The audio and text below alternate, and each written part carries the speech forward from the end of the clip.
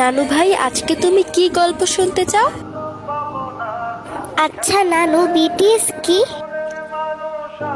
BTS? কি হলো নানু, চুপ হয়ে গেলে কেন? বলো না বিটিএস কি? বিটিএস নামটা খুব চেনা চেনা লাগছে, কিন্তু মনে করতে পারছি না। কে এই বিটিএস? কেন মনে পড়ছে না? নানু, তা নানু ভাই, তুমি এই নামটা কোথায় পেলে? কোথাও না নানু, তোমার রুমের একটা বইয়ের মধ্যে এই নামটা লেখা দেখলাম, আর সাথে একটা ছবি।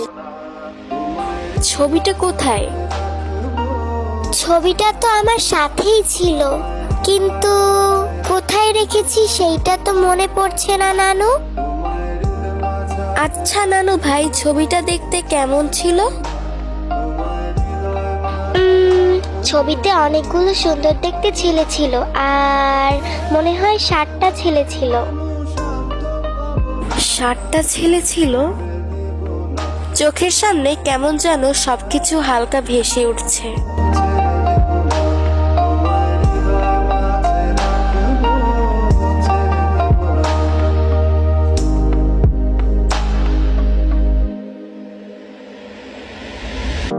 ভুবন মোহিনী গোরা মনিজানের মনোহারা। হ্যাঁ, মনে পড়েছে। তাহলে বলো নানু, বিটিএস কি? বিটিএস হলো এমন একটা জিনিস যেখানে ছিল 7টা রাজা আর তাদের ছিল কোটি কোটি প্রজাপতি।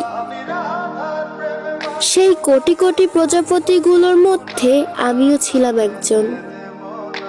তাদেরকে নিয়ে আমরা কতই না স্বপ্ন দেখতাম। তাদেরকে আমরা আমাদের জীবনের থেকেও বেশি ভালোবাসতাম। তারপর? সেই 7 রাজার প্রজাপতিদেরকে আর্মি বলা হতো। আর্মিরা তাদেরকে ভালোবেসে জামাই বলে ডাকতো। তাদেরকে বিয়ে করতে চাইতো, তাদের সাথে সংসার করতে চাইতো। তারপর একদিন 7 রাজা তাদের কোটি কোটি প্রজাপতিদের মন ভেঙে চলে গেল।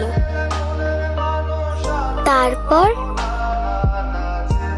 তারপর বিটিএস মেম্বাররা তাদের ব্যক্তিগত জীবনে ব্যস্ত হয়ে গেল, আর আর্মিরাও যে যার জীবন নিয়ে ব্যস্ত হয়ে পড়ল। ও, তাহলে এটাই বিটিএস নানু? হ্যাঁ নানু ভাই।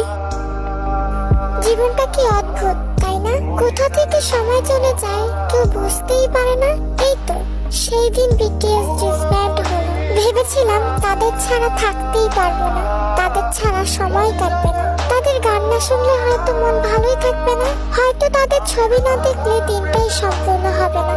এই তো সেদিনই বিটিএসরা ডিসব্যান্ড হওয়ার জন্য কতই না কান্নাকাটি করলাম। ভেবেছিলাম তাদের ছাড়া বাঁচতেই পারবো না, অথচ এই দেখো, এখন তাদের কথা আমার মনেই পড়ে না। তাদেরকে তো আমি ভুলে গিয়েছিলাম, মনেই ছিল না তারাও আমার এক সময়ের ভালোবাসা ছিল। আজকে যদি নাতনি আমাকে না মনে করিয়ে দিত, হয়তো আমার মনে পড়তো না, কিন্তু